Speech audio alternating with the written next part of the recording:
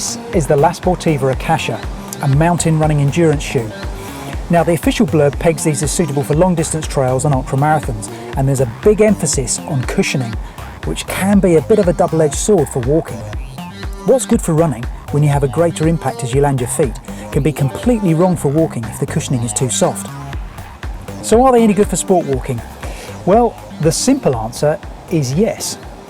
Very good actually. This is a long-term use review, and as you may be able to tell, this pair isn't exactly straight out of the box. I've been wearing them for over 6 months and use them at Race to the Stones and a pretty tough 50k in Wiltshire, as well as for all my training.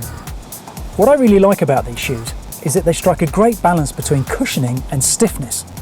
Now, by stiffness, I must repeat, these are running shoes, so they're more flexible than many walking specific shoes.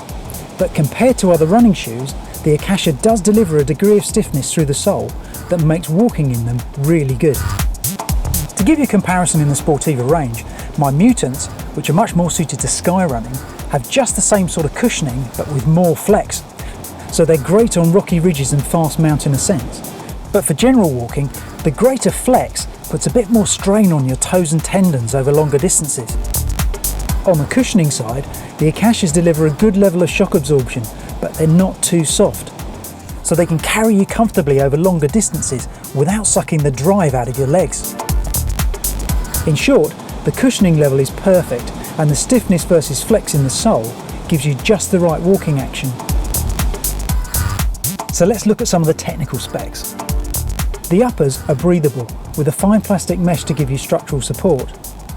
I found this to be really effective, and your feet feel well supported. The Akashas are rated by Sportiva as wide fitting, but I think this is more wide in the context of the Italian fit. I've got narrow feet, and these are certainly not wide.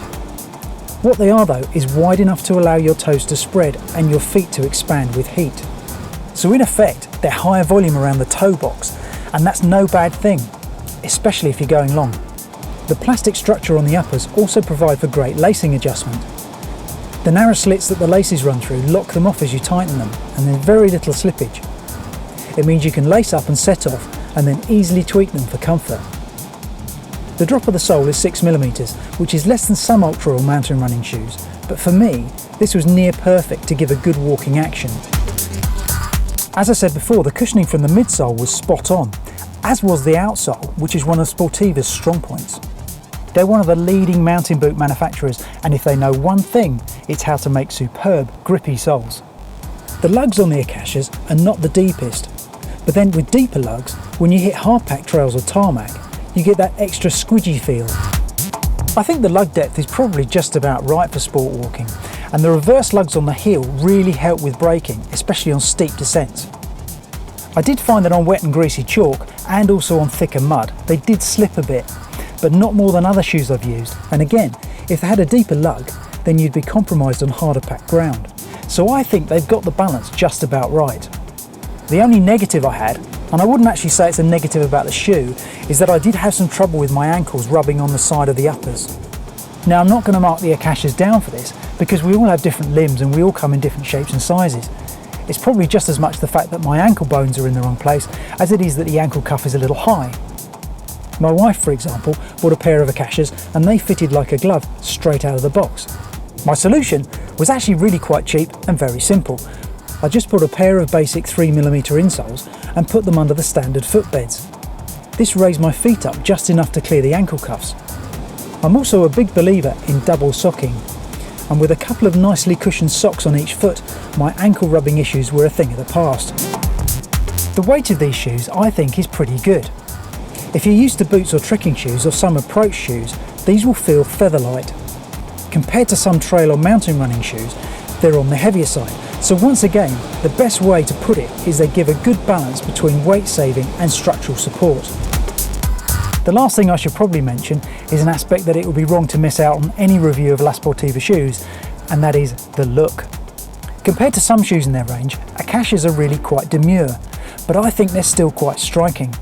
So they'll probably have a little bit more of a broader appeal for general sport walking. These are really quite adaptable shoes. Yes, I use different shoes for different environments, but I could just as easily use Akashas for everything. They're good on rock, feel great on paths and bridleways, and give really good cushioning on tarmac.